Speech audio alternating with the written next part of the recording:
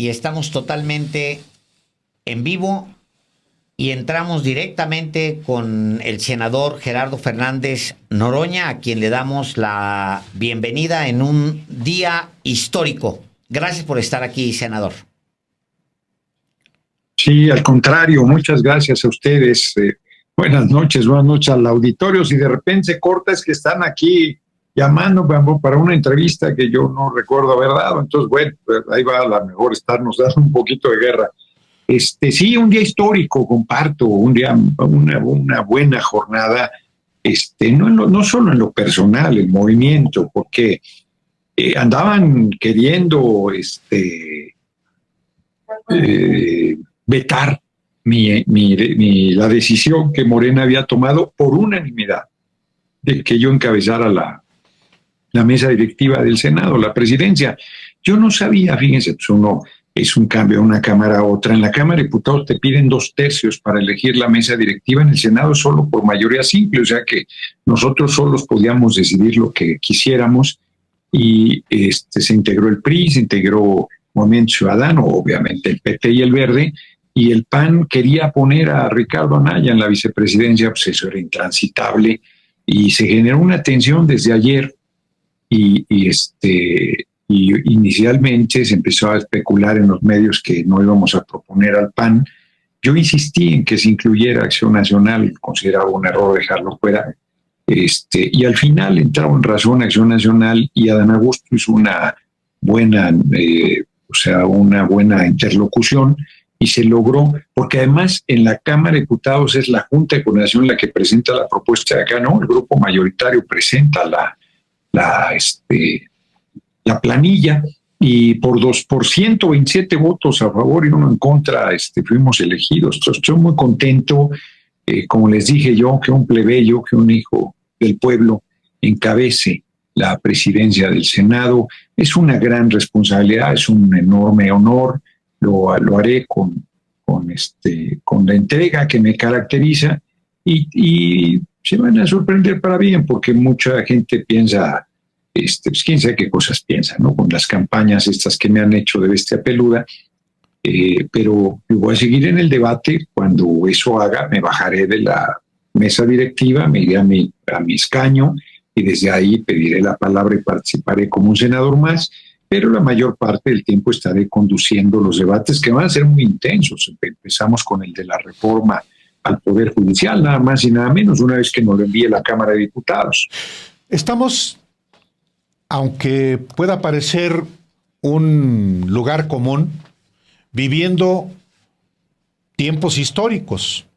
En el caso particular del Congreso, pues qué duda cabe que es el primer Congreso de izquierda en la historia de México, porque si bien hace 6 años la Morena y sus aliados alcanzaron mayoría absoluta, la mitad más 1 en la Cámara de Diputados y en el Senado, ahora hay una mayoría constitucional que sí impone una condición sin antecedente en la historia de México, y le confiere también a la izquierda una enorme responsabilidad.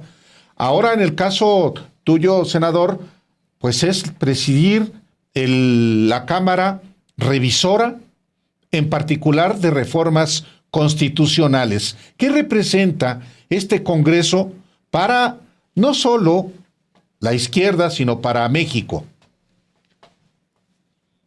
Yo decía hoy que los hijos y las hijas del pueblo habíamos llegado al Senado, y como bien lo comentas, por primera vez en la historia de la patria, la izquierda tiene mayoría para hacer las reformas constitucionales que nos comprometimos, que el país necesita. Y eso es una fuerza enorme, que todavía también en entrevistas, no, pero van a dialogar. Claro que vamos a dialogar para enriquecer nuestras propuestas, pero si están en contra, mala tarde, porque nosotros vamos a cumplir el mandato de las urnas del 2 de junio.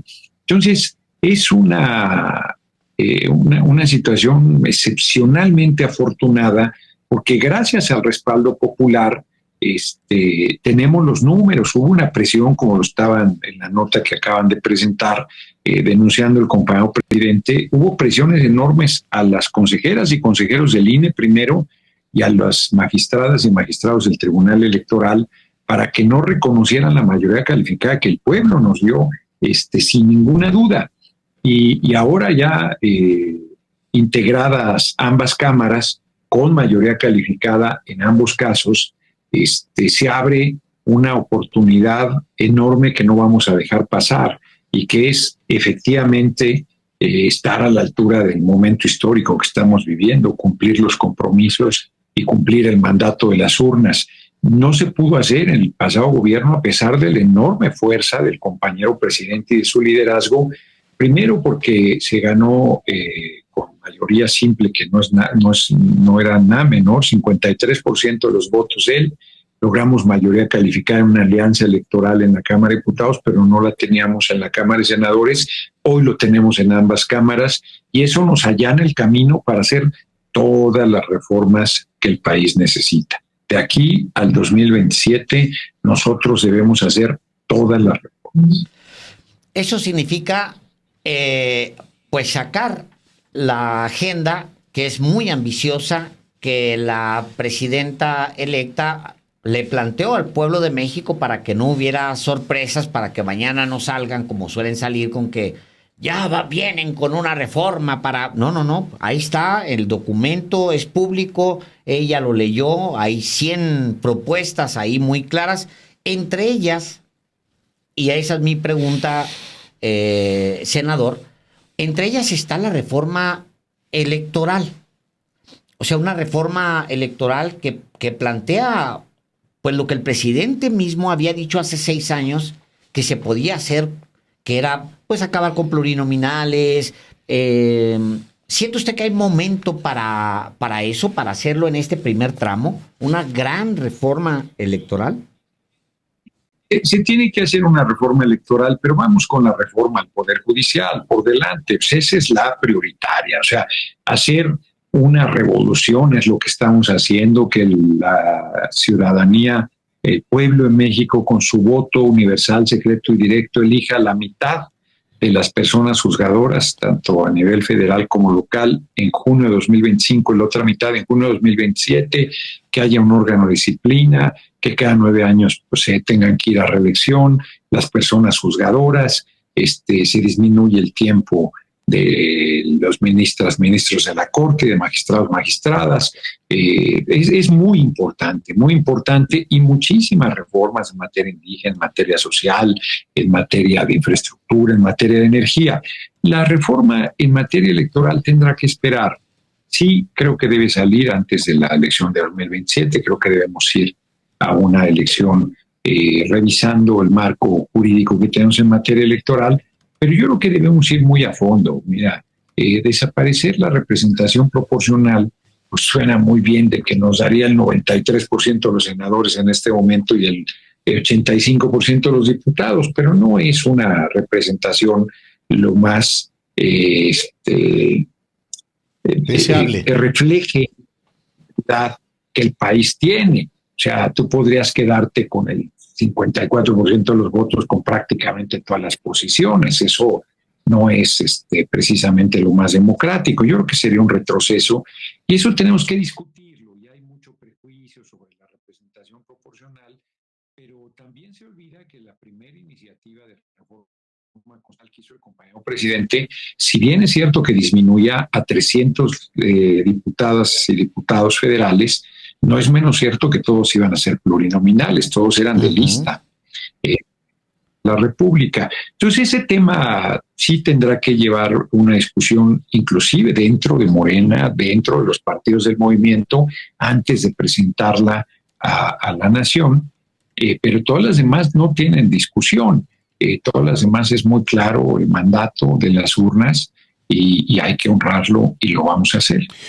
Hay precisamente por esta mayoría calificada que por primera vez en la historia obtiene la izquierda en las 2 cámaras del Congreso, claro, con la salvedad de que en el Senado falta un voto para que se materialice, pero la responsabilidad histórica es ineludible y quisiera que respondiera sobre eso Gerardo Fernández Noroña.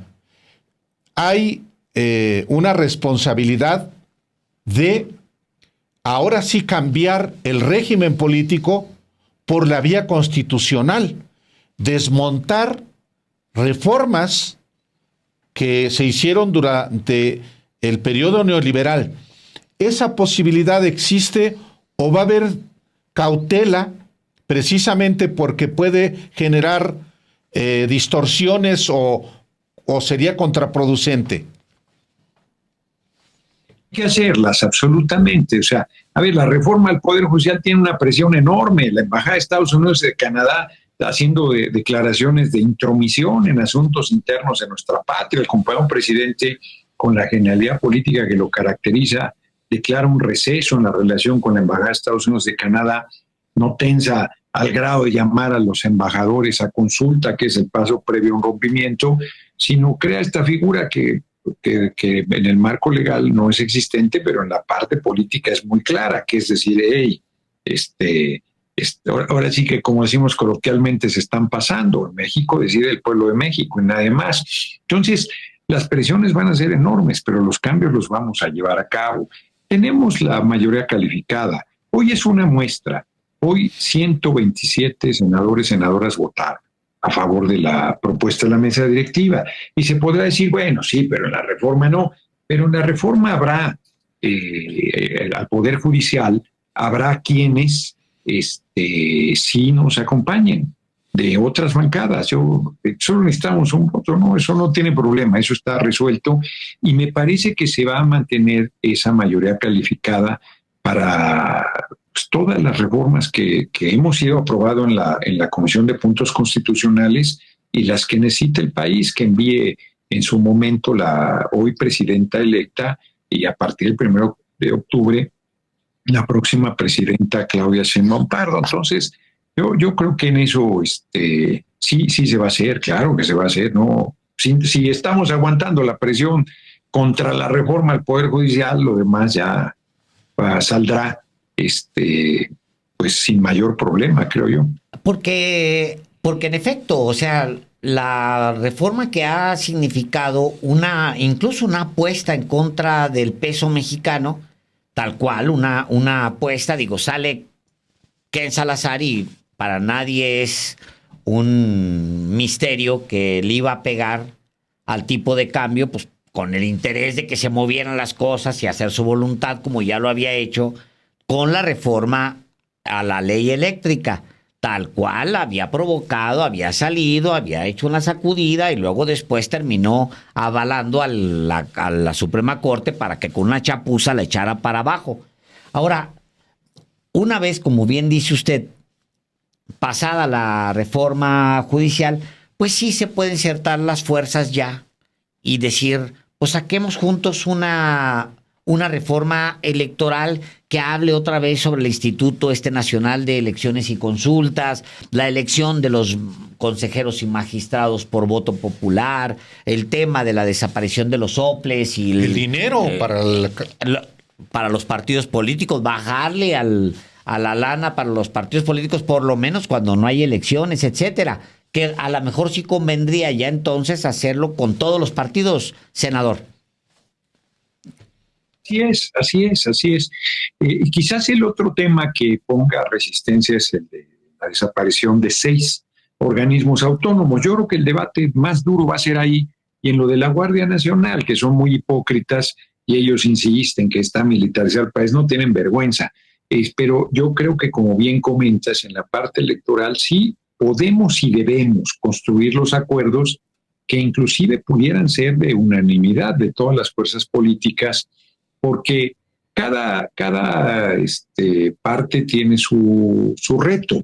Nuestro movimiento pues tiene que ver cómo irse consolidando. La verdad es que Morena pues, es una maquinaria impresionante, el PT y el Verde van bastante bien, la oposición está en una situación muy complicada y creo que a todos nos atañe y nos debe convencer el crear una reforma electoral que fortalezca aún más todavía nuestros procesos democráticos, que los haga más confiables. El tema, por supuesto, la disminución de prerrogativas, pero por ejemplo el tema del voto de mexicanos en Estados Unidos, en el exterior, pero particularmente en Estados Unidos.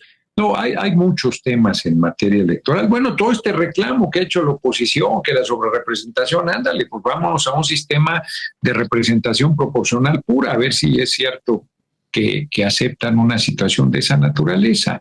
Entonces, yo creo que esa va a ser, pero vamos, ahora sí que vamos por partes, como decía Jack el Destripador, pues tenemos 18 reformas constitucionales, 17 aprobadas ya por la Comisión de Puntos Constitucionales de la que formo parte como secretario, por cierto, y que Juan Ramiro Robledo ha hecho un trabajo al frente de esa comisión espléndido, la verdad sea dicha, y además las propias reformas en muy diversos temas que nuestra presidenta electa, ya cuando esté en funciones, enviará al Congreso mexicano. Entonces, hay trabajo fuerte para estos 3 años de esta 66ª legislatura y 67ª en el caso del Senado, porque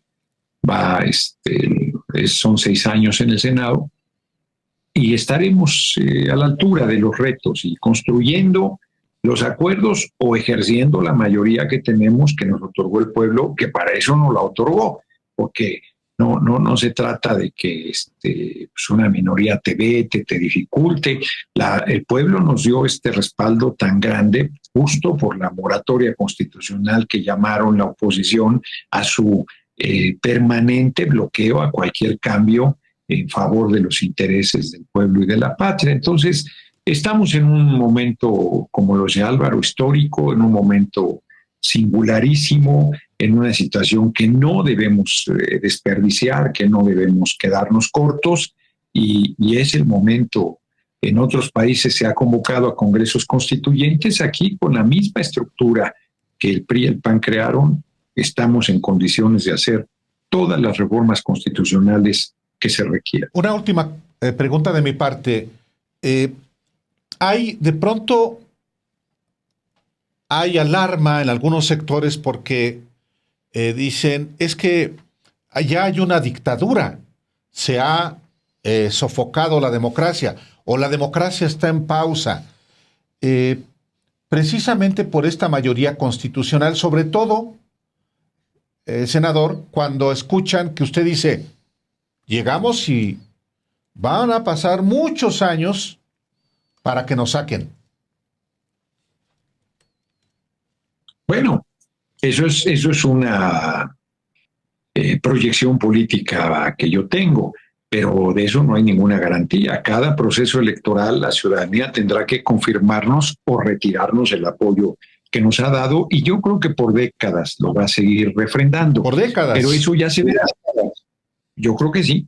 Yo creo que nosotros, que nuestra generación no va a volver a ver la derrota en la presidencia de la República. Eso lo creo yo, que nos va a chupar la bruja sin que hayamos sido derrotados electoralmente. Eso lo creo, estoy convencido.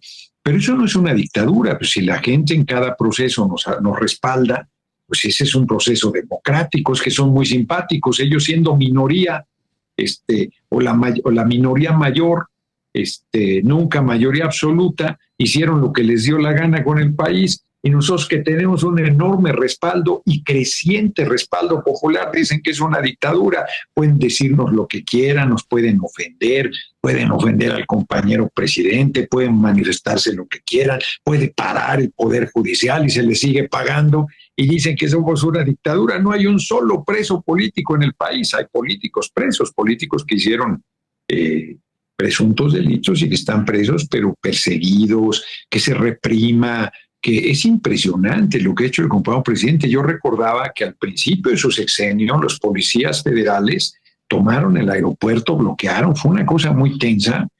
La verdad es que yo hubiera pensado, pues sí, pues, liberar los pasos, y el compañero presidente los dejó manifestarse todo lo que quisieron hasta que literalmente se cansaron. Y nos enseñó con ello que además ha sido una convicción nuestra, que nosotros no somos represores, que nosotros no somos lo mismo, que nosotros somos demócratas y respetuosos de los derechos de la gente, aunque no estemos de acuerdo en lo que está planteando. Entonces, pues, ¿cuál dictadura, hombre? Ya los hubieran mínimo metido a la cárcel, ya hubieran desaparecido una bola si esto fuera una dictadura. El pueblo les irrita mucho. Pasaron de despreciar al pueblo, de subestimarlo, despreciarlo, a temerlo ahora. Yo les insisto a la oposición que si quieren tener futuro, tienen que empezar por respetarse a sí mismos y por respetar al pueblo. Mientras no hagan eso, yo creo que no tienen ninguna posibilidad de levantar cabeza. Mientras sigan con la mentira, con la intriga, con el denuesto, con la calumnia, pues yo creo que están condenados a ser una oposición intrascendente. ¿Modificarán eso?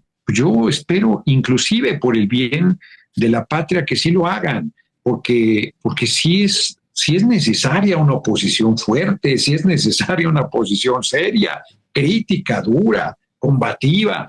Yo en eso no tengo ninguna preocupación, pero yo no les veo trazas, ¿eh? Yo creo que no acaban de aprender a hacer oposición y que les va a llevar décadas ir consolidando una oposición respetable. Puedo equivocarme, por supuesto.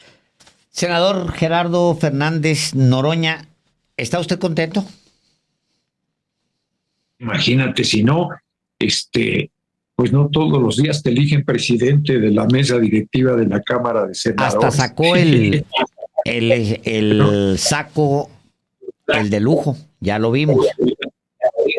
Que dice López Dóriga que saco pedorro, no, hombre, ya quisiera que le preste un domingo, aunque creo que le queda grande. Y Lili Téllez, la senadora del PAN, dice que le va a hacer la vida de cuadritos. No veo cómo. O sea, para pelearse se necesitan dos. Y yo voy a seguir. Porque además no es un triunfo personal lo de hoy, es un triunfo del movimiento, es un triunfo del pueblo. Ahora sí que, como dice la compañera presidenta electa Claudia Sheinbaum Pardo, no llego solo. O sea, yo llego ahí representando una voz del pueblo, un clamor, una lucha, una trayectoria que no es una trayectoria individual. Entonces, a mí no va a haber quien me pueda hacer la vida de cuadritos. Esa época ya pasó, me hacían la vida de cuadritos cuando era yo muy joven y muy enamoradizo, pero ahora, no, ¿quién me va a hacer la vida de cuadritos? Ya viejito, ya mira, yo muy sereno y políticamente muchísimo menos, o sea, con la fuerza de nuestro movimiento, con la experiencia que hemos obtenido. No, yo creo que hay algunos paneaguados que quieren montarse en mi popularidad para hacerse de campaña, pero pues que se vayan a hacer campaña con el pueblo. Yo no voy a cargar a nadie. ¿Va por la presidencia de la República en 2030? Todavía ni siquiera toma protesta nuestra presidenta electa. El 1 de octubre ya está discutiendo eso. No, yo ahí voy. Sí voy a recorrer el país. Nos insistió ayer que nos reunimos con ella, ayer que después de que se había elegido a Dan Augusto por unanimidad, coordinador de los senadoras de Morena, y a mí propuesta para la presidencia de la mesa del Senado, nos insistió mucho. Yo ya estaba en esa disposición, pero con mayor razón ahora, que hay que seguir en territorio, que no hay que quedarse acá arriba en la esfera política, sino mantenerse en contacto con el pueblo. Yo la próxima semana hago un recorrido en Iztapalapa, donde yo estoy muy larga vida al pueblo de Iztapalapa. Las 3 veces que fui diputado fue por Iztapalapa. Y luego se atraviesa el 15, pues voy a estar ahí en el Zócalo. Y la siguiente semana, les doy a ustedes ahora sí que la noticia, uno lo había hecho público, voy a empezar un recorrido en Nueva Rosita, que es una población de Coahuila, sí, que hizo, si mal no recuerdo, la que se llamó la Marcha del Hambre, que la marcha de mineros ahí exigiendo mejores condiciones de trabajo.